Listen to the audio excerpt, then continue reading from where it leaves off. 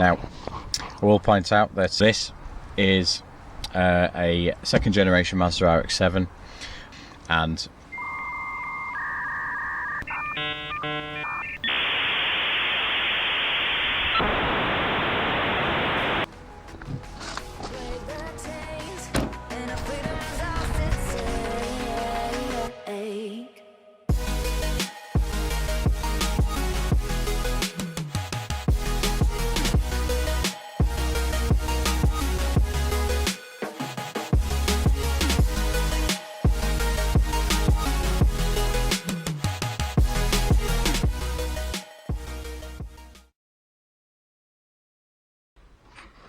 so you want to get into racing. We've all been there, we all know the story. You've been following the events for years on the telly. You may have even been to a couple of them. You might have even been to a lot of them. And one day you think, you know what, I want some of that, but how would you get into it? You don't have your own sponsorship or your own team, so most of those cars are out your reach, but you still want to race. So how would you get into it? Well, why not get a track car? I'm Adam, and today we're going to have a look at how we took this MX5 and made it track ready. Let's go! So, you want to get into track days. So you're thinking, how do you possibly get into it? Well, it's more accessible than you think. Now, what we've got here is a Mazda MX5. This is a 2004 facelift version, so this is the 2.5 as they call it. And it is 1.8, which it comes in a lot of different varieties. You've got the 1.6, you've got the 1.8, then you've got the 1.8 VVT. This is actually the VVT unit, and it was all stock when we first got it. There's a couple of dings here and there, but that's the appeal of it. So how do we get an MX5 stock to track car ready? So what you'll notice straight away is this is not stock, and to me, it's a lot cooler than stock. But look at that for seamless transition. Now, I apologise for the video quality in the audio. I'm not really sure if this new setup works, but I've got an action cam. Yeah, that's what we're recording on at the moment. It comes with this nice lovely mic here as well. And to be honest, I was thinking that, but I'm not really sure yet, but we'll see. Anyway, you think to yourself, I want to do track days. Well, great, because track days are more accessible than ever, but you're not really sure what you want to do. And to be honest, you might not be that keen on spending a ridiculous amount of money on those expensive cars that you want to drive around. So what do? You get yourself a nice budget car. This car itself cost me about 500 quid. The idea of this was, I made this particular purchase because of the fact that this car is very, very, very readily available. So we're talking parts are more accessible than ever. We're talking very easy to repair. A host of other things, including the legendary good handling that it's got. So it is a front engine, rear wheel drive car. It's got 50-50 weight distribution, which means that although it's not fast, we're talking like 0 to 16, 8.6 seconds, something like that. It is very, very nimble around those corners, especially with it being a low car as well. It comes in weighing about just over a ton, which means that all of them 146 horsepowers can work on getting this around those corners with nice sticky tyres as fast as possible. And yes, there are dings and knocks about and whatnot, and it could do with some new arches and maybe some new sills because they tend to rust. It's a very nice cheap track car to use. Back to the workshop. Basically, to start with things, what we'll do is we'll look at all of the individual mods in this video to see firstly what they do, secondly how you actually fit them. Some of them are actually a pain in the arse to fit, and thirdly what difference they actually make as well.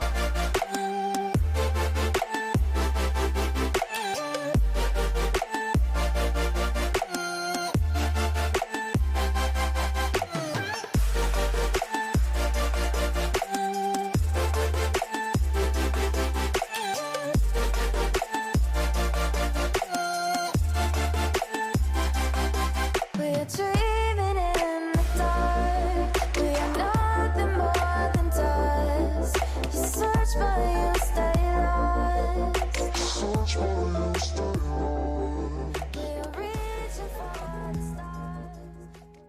Right, as you can see it's not stock. So, let's first start with the top cabin. Right, so what we've got here, this is a TR Lane Performance Fabrications roll bar. Essentially this is here to stiffen up the car, and we do have footage of us installing it. It's an absolute pain.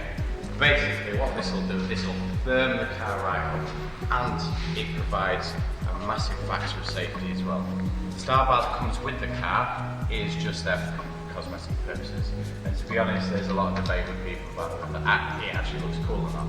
This thing was picked up on Facebook for 180 quid.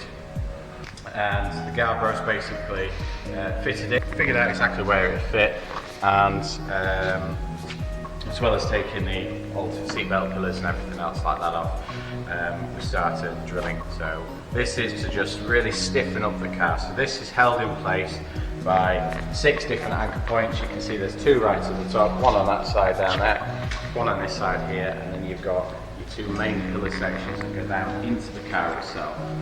So what that does is that makes the whole car solid. So these have got plates on the other side and they're held in by bolts to basically create a nice little sandwich. That means that there's maximum contact to make this as solid as possible. Right, next, moving on to the bucket seats. So this thing, absolutely not comfortable at all to get into or get out of. You definitely don't look cool whatsoever, but it does hold you in place very, very well. The difference is absolutely phenomenal in terms of how you feel seated in this car. So this is a Sparco Sprint. The old seat was taken out. The rails for this were already included in the sale. We got it for 60 quid, to be fair, which is actually pretty bad, a good bargain. So what you do is you take the old seat out and then you just bolt it in place. I say just bolt it in place. It is absolutely the worst thing possible so far to do on a car because it's such a pain in the ass to get to. As you can see, down in the bottom there you've got your nice rails. Clearance on this side is fine. Clearance on this side is absolutely non-existent whatsoever. Cut.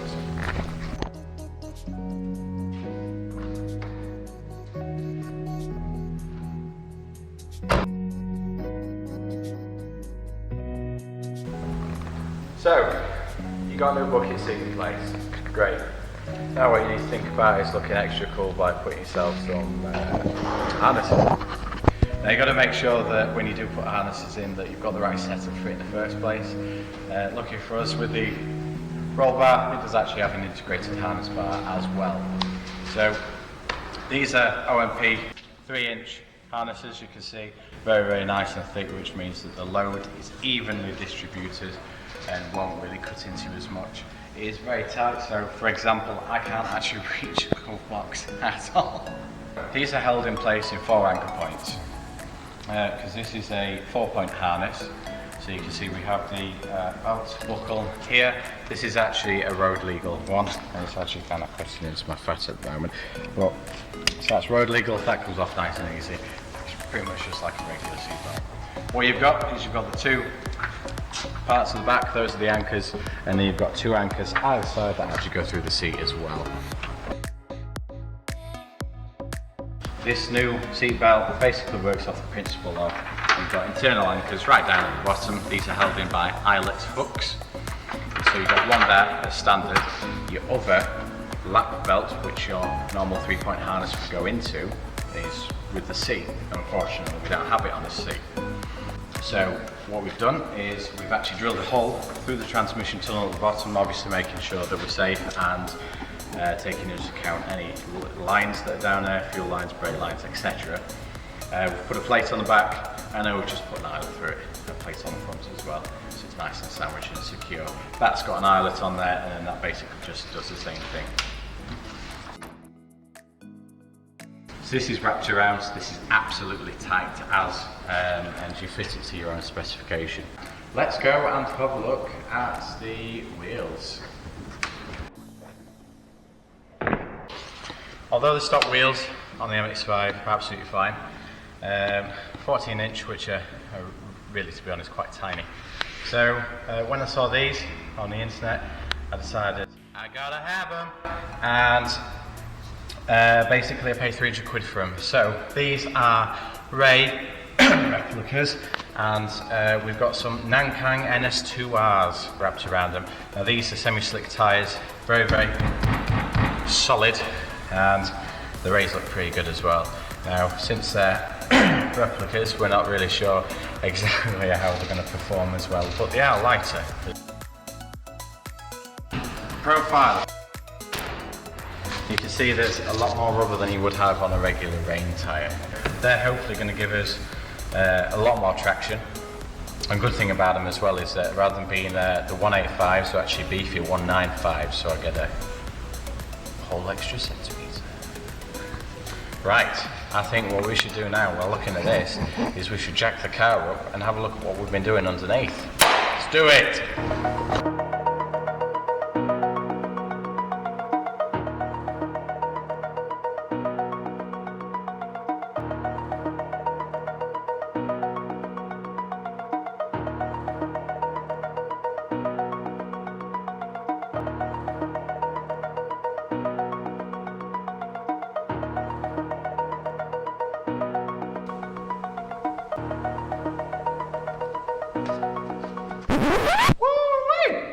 Those some shiny boys right there.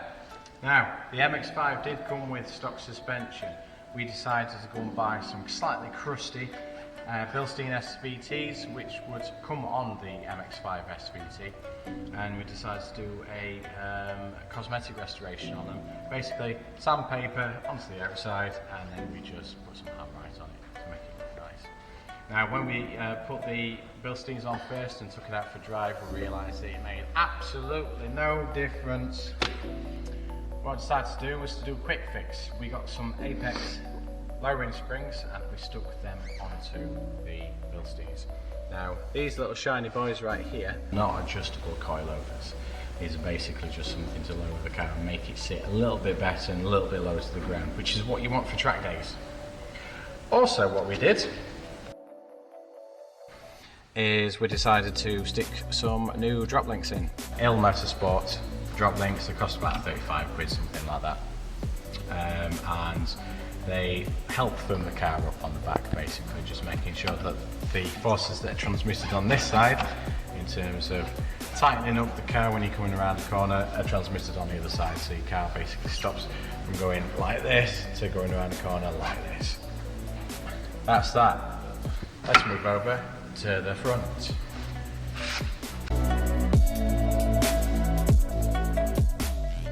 One thing I did neglect to mention when we had these off is the fact that when you are taking a new wheel and you're putting it on a car, you've got to look out for your three main numbers. 195 is 19.5 centimetres, 55 is 55% of 195, and then the 15 is the 15-inch bad boys that we've got here. The other thing that you have to look out for as well is whether they sit nicely in the hub as well, which is your bore, which is this hole here. So these actually had a different bore to the MX5, so we got some spigot rings. Now these spigot rings basically just sit inside of this wheel itself and basically make sure that your hub isn't then sitting a little bit too loosely, so then the whole wheel would be just sitting on these four lug nuts, which is not what you want really.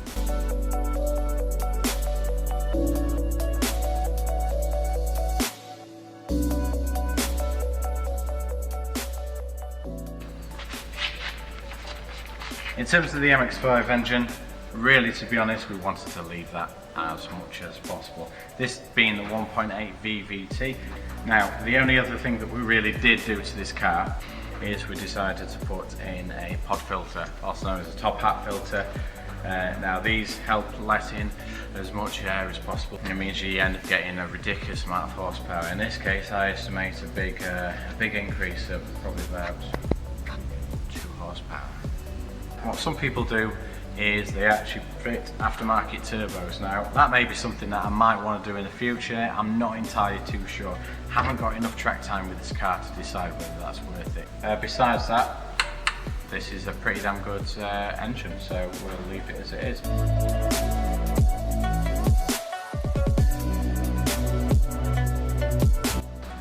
So that's it for this video. If you like what we're doing at the moment, Bro is doing a lot of good content. We've got a lot of plans in the future with the workshop and then also with the classic builds as well. Give us a like, subscribe to the channel, subscribe to the Instagram as well that we've got. It's GarBroZ UK, and hopefully we will then see you in the next video. See you next time.